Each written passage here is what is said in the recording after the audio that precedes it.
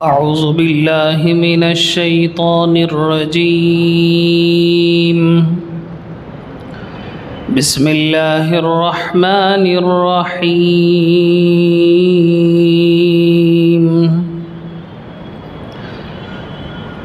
या बनी इस्राईल अज़्कुरू निअमती अल्लती अनअमतु अलैकुम व औफू बिअहदी औफि बिअहदिकुम व इय्याय फर्हबून व आमिनू बिमा अंज़लतु मुसद्दिक़न लिमा मअकुम व ला तकूनू अव्वल काफिरिन बिहि वला तश्तरू बिआयाती समना क़लीला व इय्याय फत्तक़ून वला तल्बिसुल हक़्क़ बिलबातिलि व तक्तुमुल हक़्क़ व अंतुम तअलमून व अक़ीमुस्सलात व आतुज़्ज़कात वरकऊ मअर्राकिईन अतअमुरूनन्नास बिलबिर्रि व तंसौना अन्फुसकुम व अंतुम तत्लूनल किताब अफला तअक़िलून वस्तईनू बिस्सब्रि वस्सलाह व इन्नहा लकबीरतुन इल्ला अलल खाशिईन अल्लज़ीना यज़ुन्नूना अन्नहुम मुलाक़ू रब्बिहिम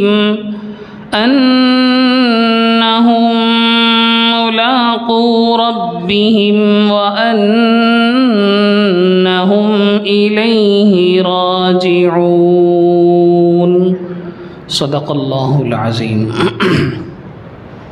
इन्नल हम्दुलिल्लाह नहमदुहु व नस्तईनुहु व नस्तग़फिरुहु व नु'मिनु बिही व नतवक्कलु अलैहि व नऊज़ु बिल्लाहि मिन शुरूरि अनफुसिना व मिन सय्यिआति अअमालिना मन यहदिहिल्लाहु फला मुज़िल्ल लहु व मन युज़लिल्हु फला हादिय लहु व नशहदु अन ला इलाहा इल्लल्लाहु वहदहु ला शरीक लहु व नशहदु अन्न सय्यिदना व मौलाना मुहम्मदन अब्दुहु व रसूलुहु अम्मा बाद अल्लाहुम्मा सल्लि अला सय्यिदिना मुहम्मदिन व अला आलिहि व अस्हाबिहि व अतबाइहि अजमईन। सब किस्म की तारीफ़ें, बड़ाई, किबरियाई सिर्फ़ और सिर्फ़ अल्लाह वहदहु ला शरीक लहू के लायक है और बेशुमार अनगिनत दुरूद व सलाम नाजिल हो मेरे और आपके आका ताजदार मदीना फ़ख्र मौजूदात सय्यदुल कायनात शफ़ीउल मुज़निबीन ख़ातमुन नबिय्यीन हज़रत मुहम्मदुर रसूलुल्लाह सल्लल्लाहु अलैहि वसल्लम पर, जिनको अल्लाह ने क़यामत तक के लिए तमाम इंसानों की तरफ आखिरी नबी और आखिरी रसूल बनाकर भेजा। आपके बाद कोई नया शख्स नबी या रसूल पैदा नहीं हो सकता। बुज़ुर्गान मुहतरम, सूरतुल बक़रा की 40 आयतों की तफ़सीर रब्बुल इज़्ज़त के फ़ज़ल से हम मुकम्मल कर चुके हैं। सूरतुल बक़रा एक बहुत लंबी सूरत है। अल्लाह रब्बुल इज़्ज़त ने इस सूरत के अंदर मुख्तलिफ़ मज़ामीन को बयान फ़रमाया है। इस सूरत में ज़्यादा बातें अहले किताब से हैं, अहले किताब कौन लोग हैं? अहले किताब वो लोग हैं जो आसमानी किसी भी किताब को मानने का दावा करते हैं। आसमानी किताबें क्या हैं? आसमानी किताबें तौरेत है, आसमानी किताबों में इंजील है, आसमानी किताबों में ज़बूर है, आसमानी किताबों में सुहुफ़ इब्राहीम है, आसमानी किताबों में सुहुफ़ मूसा है। यानी इन किताबों की तरफ अगर कोई इंसान अपने आप को मंसूब करता है, वो आखिरी नबी को नहीं मानता, आखिरी नबी की आखिरी किताब कुरान मजीद को नहीं मानता, ऐसे लोगों को अहले किताब कहा जाता है। अल्लाह रब्बुल इज़्ज़त ने कुरान मजीद में दुनिया में बसने वाले सारे काफिरों से ख़िताब किया। कुफ़ार दो तरह के हैं, एक वो किस्म है जो किसी भी आसमानी किताब को नहीं मानती, जो किसी भी आसमानी किताब को मानने का दावा नहीं करती, ये एक किस्म के काफिर हैं। इन्हीं में आपके वो दहरिये भी आ जाएंगे जो अल्लाह ही को नहीं मानते, इन्हीं में वो लोग भी शामिल हो जाएंगे जो बुतों की पूजा करते हैं। आसमानी किताब को मानने वाले बुतों की पूजा नहीं करते हैं, तो जो बुतों की पूजा करते हैं वो भी इसी के अंदर आ जाएंगे। इसी तरह हिंदू मज़हब के अंदर जितने फ़िरक़े हैं वो सारे इनमें आ जाएंगे जो आसमानी किताबों को नहीं मानते। आपको मालूम होना चाहिए हिंदू मज़हब कोई एक मज़हब नहीं है, हिंदू मज़हब कोई एक मज़हब नहीं, इसीलिए हिंदू को वो लोग भी मज़हब नहीं कहते, हिंदू को धर्म कहते हैं। धर्म के माने क्या हैं? धर्म अलग होता है, मज़हब अलग होता है। धर्म कहते हैं ज़िम्मेदारी को, धर्म कहते हैं रिस्पॉन्सिबिलिटी को, यानी हिंदुओं का एक मखसूस कल्चर है, उस कल्चर की रिस्पॉन्सिबिलिटी को जो एक्सेप्ट कर लेता है वो हिंदू है। हिंदू धर्म के अंदर कोई एक मज़हब नहीं है, हर एक मज़हब, आप हिंदू मज़हब की तहक़ीक़ में किताबें उठा कर देखें, उसमें यही लिखा हुआ होगा कि जो मुसलमान ना हो, जो ईसाई ना हो, वो हिंदू है। जो मुसलमान ना हो, जो क्रिश्चियन ना हो, वो हिंदू है। यही डेफिनेशन वो लोग कर पाते हैं। क्यों? इसलिए कि वो एक मज़हब है ही नहीं। तमिलनाडु की तारीख़ आप उठा कर देखें, यहाँ हिंदू मज़हब की ये टर्मिनोलॉजी भी बहुत बाद में आई। यहाँ के अपने अलग मज़ाहिब थे, यहाँ शैवम था, यहाँ वैष्णवम था, यहाँ इस तरह के दूसरे मज़ाहिब थे, यहाँ बुद्धिज़्म था, इस तरह के मज़ाहिब ही यहाँ पाए जाते थे। अलग अलग मज़ाहिब थे ये, इनके अलग अलग खुदा थे, इनके अलग अलग माबूदान बातिला थे, ये एक दूसरे से लड़ते भी थे, ये एक दूसरे से लड़ते भी थे, इनकी लड़ाइयाँ मुस्तकिल चलती रहती थी। एक मज़हब को मानने वाला दूसरे को कबूल नहीं करता, दूसरे को मानने वाला इसको कबूल नहीं करता। ये बहुत ज़्यादा बड़ी किस्म की लड़ाइयाँ तमिलनाडु की तारीख़ के अंदर मौजूद है। आपने अगर तारीख़ पढ़ी हुई है तो आपको ये अंदाज़ा हो सकता है कि इन लड़ाइयों से जो लोग परेशान हो गए थे, उन लोगों ने ही आगे जाकर इस्लाम को ज़्यादा से ज़्यादा कबूल किया, उन लोगों ने ही ज़्यादा से ज़्यादा इस्लाम को एक्सेप्ट किया, और उन्हीं के ज़रिए से जो लैंग्वेज आई है वो मुसलमानों के इस्लामी लिबादे में, इस्लामी कालिब में ढली है। चुनांचे तमिल का जो लफ्ज़ है तोड़ुगई और पल्ली, ये सब जो है वैष्णवम मज़हब की तारीख़ में वो लोग अपनी इबादत को तोड़ुगई कहा करते थे, वो अपनी इबादत गाह को, उनके अपने मंदिरों को वो पल्ली कहा करते थे। और जब उनकी कसरत मुसलमान हुई तो फिर उन्होंने नमाज का अल्टरनेट लफ्ज़ उन्होंने इस्तेमाल करना शुरू किया, तोड़ुगई। मस्जिद का अल्टरनेट लफ्ज़ उन्होंने इस्तेमाल करना शुरू किया, पल्ली। ये तमिलनाडु की तारीख़ के अंदर मौजूद है। बहरहाल मैं कह ये रहा था कि हिंदू मज़हब कोई एक मज़हब नहीं, हिंदू कई सारे मज़हबों का एक मिक्सचर है। इसीलिए आप देखेंगे कि इसकी पूजा करने वाला उसकी पूजा नहीं करता, उसकी पूजा करने वाला उस मंदिर में जाता ही नहीं, उस मंदिर में जाने वाला इसकी मंदिर में जाता ही नहीं, इसके हाथ का वो खाता ही नहीं। बहरहाल ये तफसीलात है।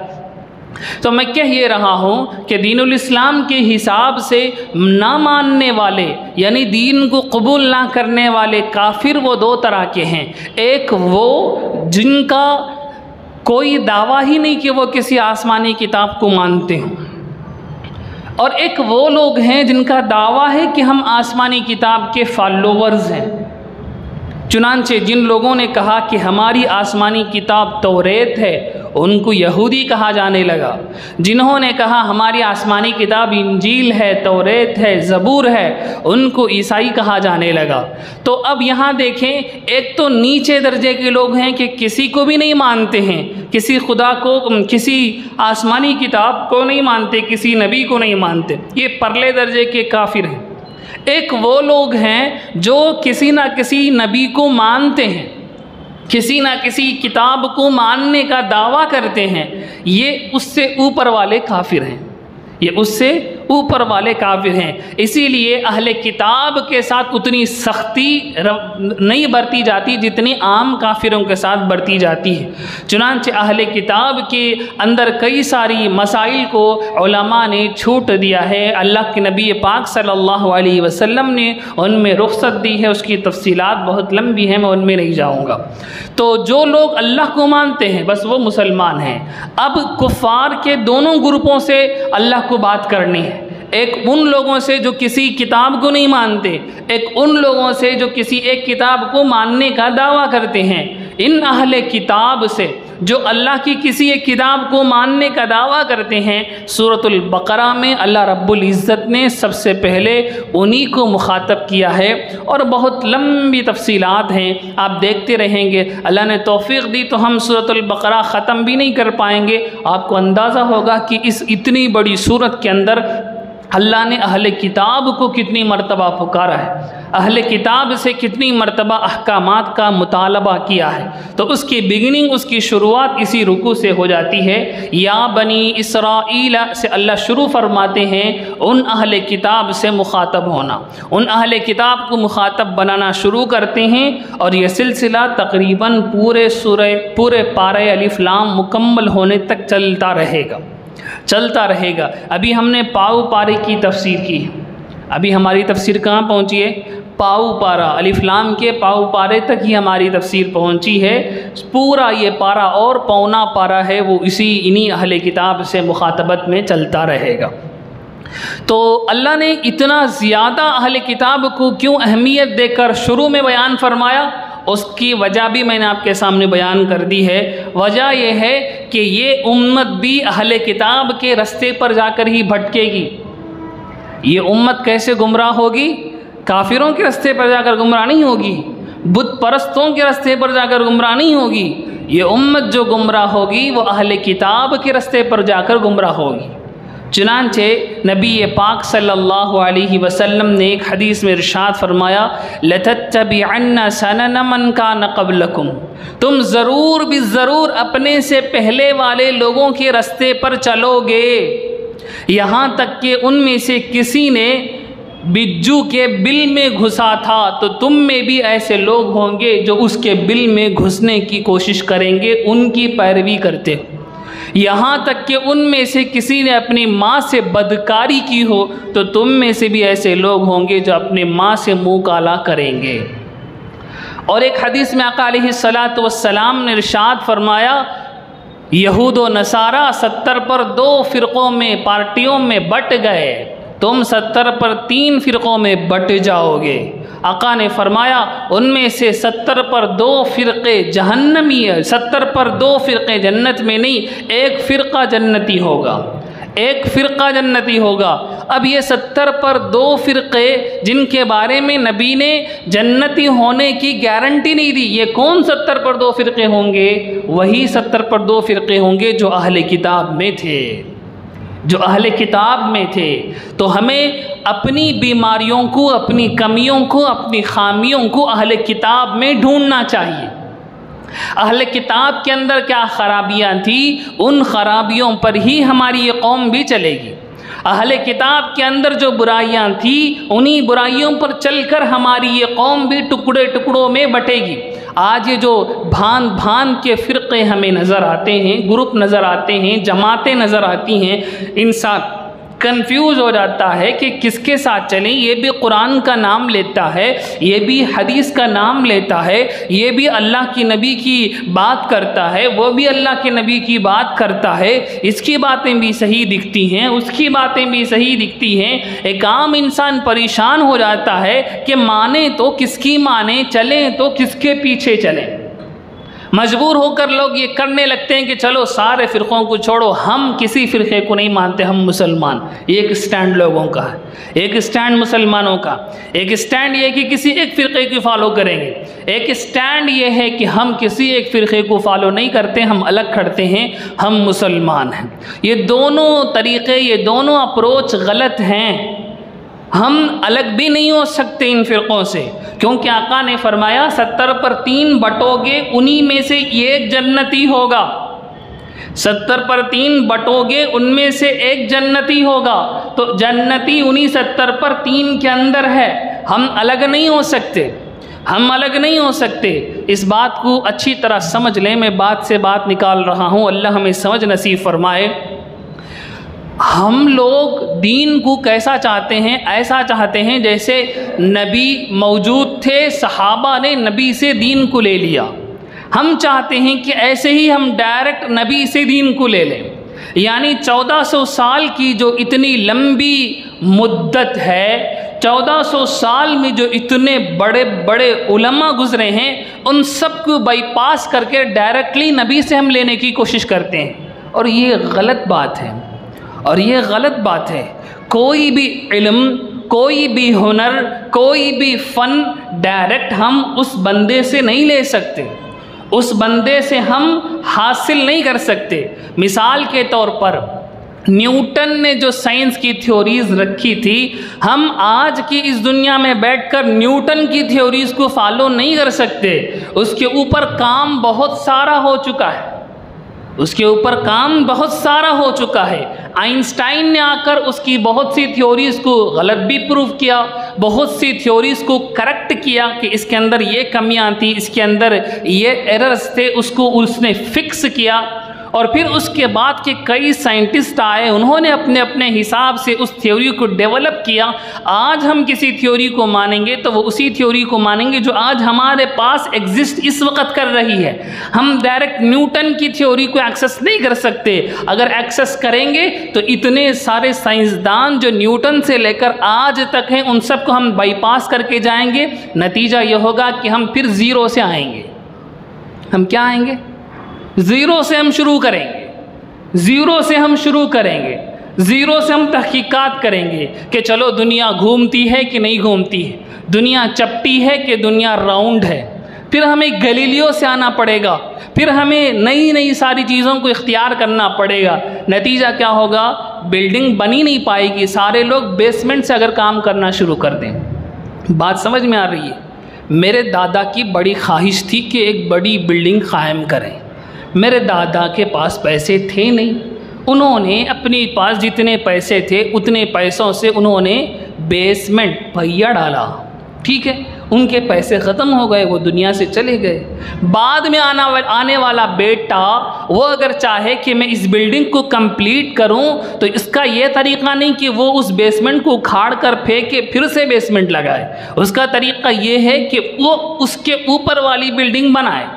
ठीक है, एक ही फ्लोर बनाया। उसका बेटा, उसके बेटे के पास पैसे थे नहीं, उसने भी अपनी ज़िंदगी पूरी करके चला गया। मैं आया हूँ तो मेरा तरीक़ा ये नहीं होना चाहिए कि मैं भी जाकर बेसमेंट से आऊँगा। मेरा तरीक़ा है कि मैं सेकंड फ्लोर पर काम करूँ, मैं सेकंड फ्लोर पर काम करूँ। हम यही कहते हैं कि बाबा जो मसले अल्लाह के नबी ने बयान किए हैं, सहाबा ने उनको बयान किया है, अइम्मा ने उसको मुदव्वन कर दिया है, जमा दिया है। अब तुम कहते हो कि हम तो डायरेक्ट वहाँ से आएंगे, तो इसका मतलब ये कि तुम फिर ज़ीरो से शुरू करना चाहते।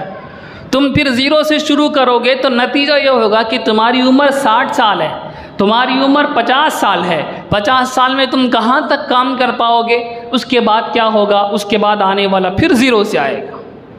उसके बाद आने वाला फिर ज़ीरो से आएगा। यही हम कहते हैं कि ये 1400 साल के जो उलमा हैं, इन्हें हमें बाईपास नहीं करना है। इन उलमा ने उस दीनुल इस्लाम को, जिसको उन्होंने नबी से सीखा था, जिसको उन्होंने डेवलप किया था, जिसको उन्होंने खोला था, जिसको उन्होंने डिटेल किया था, उसके ऊपर हम काम करें, उसके ऊपर हम काम करें। आज मसला बड़ा हमें यह है कि हर एक चाहता है कि मैं डायरेक्टली नबी से एक्सेस करूं, मैं डायरेक्टली कुरान से एक्सेस करूं, मैं डायरेक्टली हदीस से फ्रॉम द बिगिनिंग आऊं। तो मैं हर एक बंदा शुरू से आएगा, हर एक बंदा शुरू से आएगा, तो नतीजा क्या होगा? सहाबा को बुरा भला कहेगा, सहाबा को गालियां देगा। नऊज़ु बिल्लाह। मैं आपको एक वाक़या सुनाता हूँ, ये वाक़या सच्चा है। एक बंदा ये चक्कर में कि इतने सारी जमातें हैं, फ़िरक़े हैं, हम किसे फॉलो करें, उसने कहा मैं ख़ुद रिसर्च करता हूँ। मैं क्या करता हूँ? मैं ख़ुद रिसर्च करता हूँ। वो बैठा रिसर्च करने के लिए और रिसर्च किया किया किया किया। एक ज़माने के बाद आकर वो मौलवी साहब से कहने लगा कि मौलवी साहब मैंने पूरी रिसर्च कर ली है, पूरी रिसर्च कर ली है कि हाथ उठाएं नमाज में, हाथ कहाँ बांधे, कहाँ छोड़िए, पूरी मैंने रिसर्च कर ली है। इसमें किसी की गलती नहीं है, ना इस फ़िरक़े की, इस जमात की गलती है, ना इसकी गलती है, ना इसकी गलती है। ये जो कहता वो भी सच है, ये कहता वो भी सच है, ये कहता वो भी सच है। गलती तो नऊज़ु बिल्लाह रसूलुल्लाह की है सल्लल्लाहु अलैहि वसल्लम। गलती किसकी है? नऊज़ु बिल्लाह रसूलुल्लाह की है। कि उन्होंने क्यों इस तरह मसले हदीसें बदला कर बयान किया? उन्होंने इस तरह क्यों हदीसें बदला कर बयान किया? नऊज़ु बिल्लाहि मिन ज़ालिक। ये अलमिया है मेरे भाई, ये वो असल है। बाद में उन मौलवी साहब ने उसको समझाया, उसको उसके पूरे शुबहात को ख़त्म किया। फिर कहीं जाकर उसको कलमा पढ़ाकर दोबारा इस्लाम में लाया। वो काफिर हो गया, वो काफिर हो गया। वो कि रसूलुल्लाह सल्लल्लाहु अलैहि वसल्लम की तौहीन करे तो कोई मुसलमान बचेगा क्या? तो वो काफिर हो गया। फिर उसका दोबारा निकाह उन्होंने पढ़ाया। ला हौला वला कुव्वता इल्ला बिल्लाह। तो मेरे भाइयों, मैं कह ये रहा हूँ कि इंसान आज के ज़माने में इतना ज़्यादा परेशान है, वो चाहता है कि हम इन फ़िरक़ों से छुट्टी करें, हम सबसे अलग होते हैं, हम किसी को नहीं माने। ऐसा भी नहीं हो सकता, ऐसा भी नहीं हो सकता। अगर 5 पार्टियां हैं, अगर 5 ग्रुप है, कोई बंदा कहता है कि मैं पांचों के पांचों को भी नहीं मानता, पांचों के पांचों को भी नहीं मानता, मैं न्यूट्रल हूँ, तो देखने दिखाने में वो बंदा न्यूट्रल लगता है। रियलिटी क्या है? रियलिटी है कि वो छठी ग्रुप है। रियलिटी क्या है? वो छठी ग्रुप है। वो 5 ग्रुप में पहले बन गई। जब ग्रुप नहीं बनी थी उस वक़्त तुम कह सकते हो कि मैं मुसलमान हूँ। अल्लाह के नबी के ज़माने में सल्लल्लाहु अलैहि वसल्लम कोई किसी जमात का नहीं था। अगर कोई किसी जमात का बनेगा नबी को छोड़कर तो काफिर हो जाएगा। अल्लाह के नबी पाक सल्लल्लाहु अलैहि वसल्लम के ज़माने में कोई ग्रुप नहीं थे, कोई जमात नहीं थी। जब वक्त गुज़रता है, हिकमतें मसलिहतें खुदा के निज़ाम में ग्रुप बनते हैं, तो इसका तरीक़ा ये नहीं कि हम ये कहने लगें कि सारे गलत हैं, ये सारे चक्कर में छोड़े हम अलग करते हैं ना। इसका तरीक़ा ये नहीं, इसका तरीक़ा ये है कि हम सही हक़ जमात को ढूंढें, तलाश करें, उनके पीछे चलें। अगर मोहल्ले के अंदर, बस्ती के अंदर जो डुप्लिकेट डॉक्टर भी ज़्यादा आ गए हों, ओरिजिनल डॉक्टर भी आ गए हों, मुझे बुखार हो गया, तो इसका ये सल्यूशन नहीं कि यहाँ मुझे समझ नहीं आता कि कौन डुप्लिकेट है कौन ओरिजिनल है। ऐसा करते हैं, बुखार का इलाज ही हम नहीं करेंगे, डॉक्टर के पास ही नहीं जाएंगे तो मर जाओगे। हमें ढूंढना है कि कौन सच्चा है, कौन डुप्लिकेट है, कौन फर्स्ट क्वालिटी का है, कौन सेकंड क्वालिटी का है। ये दरमियान में बात आ गई मुझे इस आयत करीमा के साथ, तो इसका कोई ख़ास ज़्यादा ताल्लुक़ नहीं है। मैं इस मसले को यहाँ आप इसलिए छेड़ दिया हूँ कि कन्फ्यूज़न का लोग शिकार हैं। कन्फ्यूज़न का कोई बंदा नमाज पढ़ता है, वो हनफी है, उसे पता है कि रफ़ुल यदैन नहीं करना है, लेकिन आमीन जब इमाम साहब कहते हैं तो वो भी ज़ोर से आमीन बोलने लगता है। बाबा तू हनफी है, तुझे आमीन आहिस्ता बोलनी है, तेरे इमाम ने आमीन आहिस्ता बोलने को कहा है, तू ज़ोर से क्यों बोल रहा है? पता नहीं अच्छा लगता है, पता नहीं सब मिलकर कहते हैं तो कहने में अच्छा लगता। ये कोई बात नहीं हुई, ये कोई बात नहीं हुई। मैंने इमाम आज़म अबू हनीफ़ा को माना है रहीमहुल्लाह, आपने इमाम शाफ़ई रहीमहुल्लाह को इमाम अपना माना है, तो उनकी बात मानो। तुम फिर ज़ीरो से क्यों आना चाहते हो? तुम फिर बेसमेंट से क्यों आना चाहते हो? ये ढोंग है, ये कोई तरीक़ा नहीं, इसे हमें समझना चाहिए। आज मसला तलफ़ीक़ का है। आज मसला किसका है? तलफ़ीक़ का है। तलफ़ीक़ हराम है, तलफ़ीक़ हराम है। तलफ़ीक़ क्या होता है? तलफ़ीक़ ये है कि किसी मसले में इस इमाम से बात ले लिया, किसी में इस इमाम से बात ले ली, किसी में इससे बात ले ली, किसी में इससे बात ले ली, इसे कहते हैं तलफ़ीक़। क्या कहते हैं? तलफ़ीक़। तलफ़ीक़ हराम है। क्यों? इसलिए कि तलफ़ीक़ से आदमी मुसलमान ही नहीं रहेगा। मैं मिसाल से आपकी बात समझाऊँ। एक आदमी के बदन से खून आया, वज़ू की हालत में था, वो क्या हालत में था? वज़ू के साथ था, बावज़ू था, उसके हाथ में खून आया। इमाम आज़म अबू हनीफ़ा रहीमहुल्लाह कहते हैं कि बदन से खून निकल जाए तो वज़ू टूट जाता है। वज़ू क्या हो जाता है? टूट जाता है। इमाम शाफ़ई रहीमहुल्लाह की रिसर्च ये है कि वज़ू नहीं टूटता, बदन से खून निकले तो वज़ू नहीं टूटता। इस बंदे ने सोचा कि ठंड ज़्यादा है, दोबारा मैं वज़ू नहीं करता हूँ। ऐसा करते इमाम शाफ़ई रहीमहुल्लाह की बात मान लेते हैं। ऐसा करते हैं, इमाम शाफ़ई रहीमहुल्लाह की बात मान लेते हैं, मेरा वज़ू नहीं टूटा। ठीक है, उसका वज़ू नहीं टूटा, उसने नमाज़ पढ़ी। अब उसके बाद उसने अपनी बीवी को छुआ, अपनी बीवी को टच किया, तो इमाम अबू हनीफ़ा रहीमहुल्लाह फरमाते हैं कि औरत को छीने से वज़ू नहीं टूटता। इमाम अबू हनीफ़ा रहीमहुल्लाह की रिसर्च क्या है? औरत को छीने से वज़ू नहीं टूटता। इमाम शाफ़ई रहीमहुल्लाह की रिसर्च ये है कि औरत को छीने से वज़ू टूट जाता है। इसने कहा कि देखो सर्दी ज़्यादा है, ऐसा करते हैं इमाम आज़म अबू हनीफ़ा रहीमहुल्लाह की बात को मानते हैं, मेरा वज़ू नहीं टूटा। अब इसके हिसाब से इमाम उस मसले में इसने इमाम शाफ़ई रहीमहुल्लाह को माना कि खून से वज़ू नहीं टूटा। इस मसले में इमाम शाफ़ई रहीमहुल्लाह की बात को इमाम आज़म अबू हनीफ़ा रहीमहुल्लाह की बात को मान लिया कि औरत को छूने से वज़ू नहीं टूटा। अब ये नमाज़ पढ़ रहा है, रियलिटी ये है कि पूरे उम्मत के उलमा के हिसाब से इसका वज़ू नहीं है, इसकी नमाज ही नहीं, क्योंकि पहली मर्तबा इमाम आज़म अबू हनीफ़ा रहीमहुल्लाह के हिसाब से वज़ू टूट गया, दूसरी मर्तबा इमाम शाफ़ई रहीमहुल्लाह के हिसाब से वज़ू टूट गया, तो पूरी उम्मत के हिसाब से इसका वज़ू टूट गया। ये समझता है मैं वज़ू के साथ हूँ। अल्लाह अकबर। बात समझ आई? बात समझ आई कि नहीं आई? तो मेरे भाइयों, ये वो चीज़ है जिसको ख़त्म करना आज इस उम्मत की बड़ी ज़िम्मेदारी है कि हम लोग ये झूठ, ये तोहमत, ये इल्ज़ाम सह रहे हैं कि हदीसें हमारे पास नहीं, दलाइल हमारे पास नहीं। बात ऐसी नहीं, दलाइल अल्हम्दुलिल्लाह अहलुस्सुन्ना के पास ही हैं। अहलुस्सुन्ना इसीलिए तो हक़ हैं कि उनके पास दलाइल हैं। मसला है दियानत का, मसला है तक़वे का, मसला है सर डाल देने का, सर अफगंदन का। बहरहाल ये मसला मैं यहाँ दरमियान में बहस आपके सामने रख दी है। मैं बात ये कर रहा था कि काफिरों की दो किस्में हैं। एक वो काफिर जिनके पास आसमानी किताब है, एक वो काफिर जिनके पास आसमानी कोई किताब नहीं है।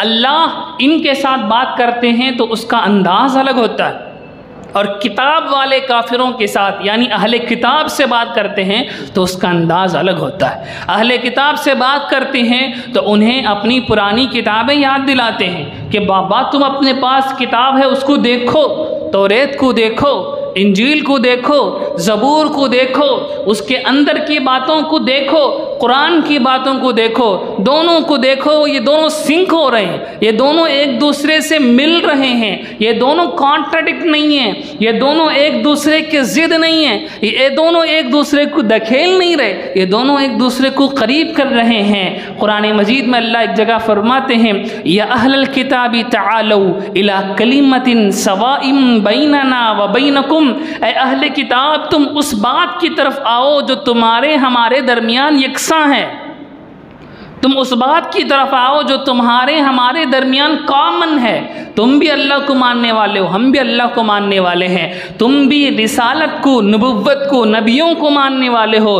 तुम भी आखिरत को मानने वाले हो, हम भी आखिरत को मानने वाले हैं। इस पर हम बात करें, इस पर हम बात करें। इसलिए अल्लाह अहले किताब से जब बात शुरू कर रहे हैं यहाँ, तो उन पर अलग अंदाज से गुफ्तगू का तरीक़ा शुरू फरमा रहे हैं, उसलूब शुरू फरमा रहे हैं। अहले किताब के ऊपर अल्लाह ने जो नेमतें, बरकतें नाजिल फरमाई, उनको बहुत तफसील से इन आयात में अल्लाह रब्बुल इज़्ज़त ने बयान फरमाया। आयत नंबर 40 पर 2 है, यहाँ आयत नंबर 40 पर 1 है। अल्लाह फरमाते हैं व आमिनु बिमा अंज़लतु मुसद्दिक़न लिमा मअकुम, तुम उस किताब पर ईमान ले आओ जो तुम्हारे पास जो किताब है उसको तस्दीक करता है, उसको साबित करता है। तुम्हारे पास तौरेत है, हमारे पास कुरान है, कुरान को हमने उतारा। ये कुरान तुम्हारे तौरेत के अगेंस्ट नहीं है, ये कुरान तुम्हारे तौरेत की कई सारी बातों को प्रूव करता है। तौरेत की तालीमात, तौरेत की टीचिंग्स और इस्लाम की टीचिंग्स, ये दोनों एक दूसरे से सिंक करती हैं। तो फिर तुम्हें करीब आना चाहिए, हमारे तुम्हें क्या करना चाहिए? करीब आना चाहिए। हम तुम्हारे लिए ऐसी कोई बात तो नहीं कह रहे जो तुम्हारे थॉट्स के बिल्कुल अगेंस्ट जाए। हम तो ऐसी ही बात कर रहे हैं जो तुम्हारे थॉट के करीब है। तो फिर एक कदम आगे बढ़ाओ, एक कदम आगे बढ़ाओ। आज फ़िरक़ों का मसला भी यही है कि एक बालिश पर एक फ़िरक़ा बना हुआ है। उस फ़िरक़े और उस फ़िरक़े में क्या फ़र्क है? कुछ भी फ़र्क नहीं। उस फ़िरक़े में क्या फ़र्क है? कुछ भी फ़र्क नहीं। फिर 2 फ़िरक़े क्यों हैं? हैं 2 फ़िरक़े, हैं 2 फ़िरक़े। देखिए, कुरान और हदीस को मानने का दावा करने वाले कितने फ़िरक़े अपने पास? कई फ़िरक़े हैं। एक फ़िरक़ा है TNTJ, उनका दावा है कि हम कुरान और हदीस को ही मानते हैं। एक फ़िरक़ा है INTJ, उनका दावा है कि हम कुरान और हदीस को ही मानते हैं। एक फ़िरक़ा है JAC, उनका दावा है कि हम कुरान और हदीस को मानते हैं। एक फ़िरक़ा है अहले हदीस, उनका दावा है हम कुरान और हदीस को मानते। एक फ़िरक़ा है सलफ़ी, उनका दावा है कि हम कुरान और हदीस को मानते। बाबा, फिर तुम्हारी मस्जिदें अलग अलग क्यों हैं?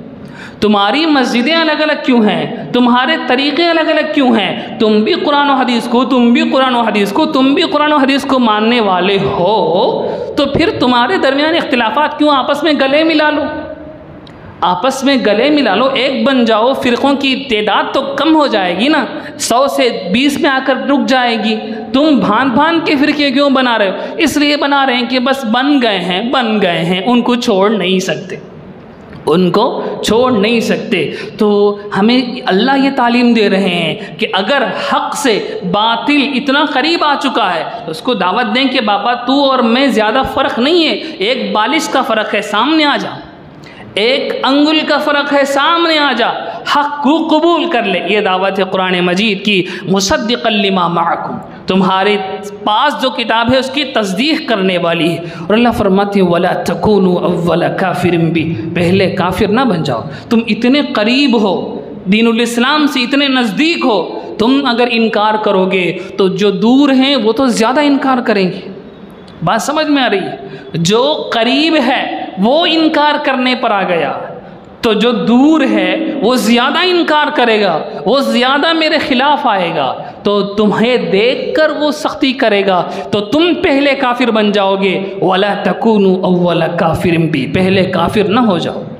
सुभान अल्लाह। ये बात याद रख लें कि आप कोई नेक काम शुरू करते हैं, शुरू करें, लेकिन याद रखें अगर आप कोई ऐसा काम शुरू कर देते हैं जो गुनाह है, या ऐसा काम शुरू कर देते हैं जो बिदअत है, तो उसका वबाल सिर्फ आप पर नहीं आएगा, आपकी देखा देखी जितने लोग उस बिदअत को करेंगे उन सब का गुनाह वबाल तुम पर भी आएगा। वला तकूनु अव्वल काफिरिन भी व इय्या फत्तकून, मुझ ही से डरो। वला तलबिसुल हक़्क़ बिल बातिल, हक़ के साथ बातिल को खलत मलत मत करो, हक़ के साथ बातिल को मिलाओ मत। व तक्तुमुल हक़, हालांकि तुम हक़ को छुपा रहे हो। व अंतुम तअलमून, हक़ को जानने के बाद। बनी इसराइल की आदत थी कि हक़ को बातिल के साथ मिला कर लोगों के सामने बयान करते थे। हक़ को बाज़ मरतबा दुनिया के फ़ायदे के लिए, दुनिया के माल के लिए हक़ को छुपा लेते थे, जानबूझकर छुपा लेते थे। अल्लाह फरमाते हैं ऐसा हरगिज़ मत करो कि अगर तुम्हें हक़ मालूम है, हक़ को खुल्लम खुल्ला एक्सेप्ट करो। आज मसला ये है कि दिल के अंदर सब समझ में आता है कि बात तो इनकी ठीक है, बात इनकी ठीक है, लेकिन माने तो नाक का मसला, माने तो किसका मसला, नाक का मसला। माने तो सोसाइटी में क्या बोलेंगे, माने तो मेरे घर में क्या बोलेंगे, माने तो मेरे पीछे जो इतने फॉलोअर्स हैं उनका क्या होगा। मुझे हक़ समझ में आ गया, मैं पहले बातिल में था, मेरे पास 100 लोग 1000 लोग मुझसे कनेक्टेड थे, जुड़े हुए थे। अब मुझे हक़ समझ में आ गया तो मेरे लिए इस्लाम की तरफ आना बड़ा मुश्किल है। इसीलिए आप देखते हैं कि जो सेलिब्रिटीज़ होते हैं उन्हें हक़ मालूम होने के बावजूद भी वो इस्लाम की तरफ नहीं आते। क्यों? इसलिए कि उनका एक मार्केट है, उनका हाइप उससे कम हो जाएगा कि मुझे इतने सारे मानने वाले हैं, मुसलमान भी मानते हैं, काफिर भी मानते हैं, अगर मैं मुसलमान हो जाऊंगा तो फिर इतने सारे काफिर वो मुझसे नाराज़ हो जाएंगे। इसलिए दिल में हक़ जानने के बावजूद भी वो वापस नहीं आ सकते, क्योंकि वो स्टक हो चुके हैं, वो फंस चुके हैं। हाँ, बड़ा बंदा वो है जो उन सबको लात मार कर आ जाए। चुनांचे हदीस में है अब्दुल्लाह इब्न सलाम रज़ी अल्लाह ताला अन्हु, जो अहले किताब के बड़े आलिमों में से थे, उन्होंने आकर नबी पाक सल्लल्लाहु अलैहि वसल्लम के हाथ पर इस्लाम कबूल कर लिया। अल्लाह के नबी ने फरमाया कि जाकर तुम ऐलान करो। उन्होंने कहा कि मैं अभी ऐलान नहीं करता हूँ, आपको मेरी कौम की आदत दिखाना चाहता हूँ, आपको मैं अपनी कौम की आदत दिखाना चाहता हूँ। ऐसा करते हैं, मेरी कौम के चंद लोगों को बुलाएं, मेरे बारे में पूछें, मेरे बारे में पूछें। अब्दुल्लाह इब्न सलाम रज़ी अल्लाह अन्हु पीछे छुप गए। यहूदियों की एक जमात आई, सरकार दो आलम सल्लल्लाहु अलैहि वसल्लम की मजलिस में बैठी। आपने पूछा अब्दुल्लाह इब्न सलाम कैसा आदमी है? उन्होंने कहा वो बड़ा आलिम है, आलिमों का आलिम है, फलाना है, ढमकाना है, खूब तारीफ़ उन्होंने की। अब्दुल्लाह इब्न सलाम रज़ी अल्लाह अन्हु बाहर तशरीफ़ लाए और कहा अशहदु अन ला इलाहा इल्लल्लाह व अशहदु अन्ना मुहम्मदर रसूलुल्लाह। तो यहूदियों ने कहा ये तो बेकार इंसान है, इसे कुछ नहीं मालूम, इसे तौरात का इल्म ही नहीं है, ये हमारी कौम का ज़लील इंसान है। इस तरह उन्होंने बात घुमाई। यानी हक़ बात समझने के बावजूद एक्सेप्ट करना ये बड़ा अहम है। अल्लाह का बड़ा शुक्र है कि हम मुसलमान हैं। हक़ को मानने के साथ साथ डंके की चोट पर हक़ के मानने वाले होने को भी हम बताते हैं कि हम मुसलमान हैं, हम मुमिन हैं, हम रसूलुल्लाह सल्लल्लाहु अलैहि वसल्लम के सुन्नतों के मानने वाले हैं। ये एक बड़ी नियामत है। इन आयतों में अल्लाह रब्बुल इज़्ज़त ने बनी इसराइल की उसी गलती की तरफ इशारा किया है। अगली आयतों में इन्हीं हवाले से बहुत सारी बातें हैं। इंशाअल्लाहुल अज़ीज़ अल्लाह के इज़्न से हम अगली नशिस्तों में उस पर तफसील से गुफ्तगू करेंगे। रब्बुल इज़्ज़त से दुआ फरमाए, रब्बुल इज़्ज़त हमें दीन की सही फ़हम नसीब फरमाए। आमीन व आखिरु दअवाना अल्हम्दुलिल्लाहि रब्बिल आलमीन। लकल हम्दु व लकश शुक्र या अल्लाह। अल्लाहुम्मा सल्लि अला सय्यिदिना मुहम्मदिन व अला आलि सय्यिदिना मुहम्मदिन व बारिक व सल्लिम अलैहि। रब्बना आतिना फिद दुनिया हसनतन व फिल आखिरति हसनतन व क़िना अज़ाबन नार। अल्लाहुम्मा इन्ना नस्अलुका हुब्बका व हुब्ब मन युहिब्बुका व हुब्ब अमलिन युक़र्रिबुनी हुब्बक। सुब्हान रब्बिका रब्बिल इज़्ज़ति अम्मा यसिफून। सलामुन अलल मुरसलीन वल्हम्दुलिल्लाहि रब्बिल आलमीन।